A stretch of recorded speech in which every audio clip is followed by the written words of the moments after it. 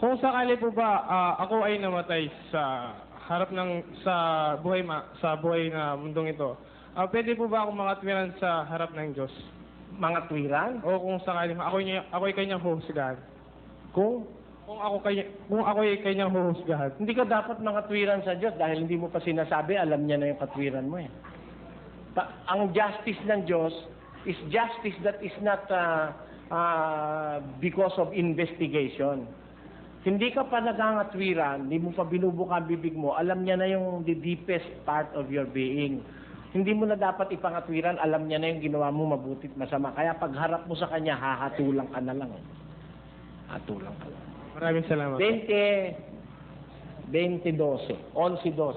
At nakita ko ang mga patay, malalaki at maliliit, na nangakatayo sa harapan ng luklukan at nangabuksan ng mga aklat at nabuksan ng ibang aklat na siyang aklat ng buhay at ang mga patay ay hinatulan ayon sa mga bagay na nasusulat sa mga aklat ayon sa kanilang mga gawa.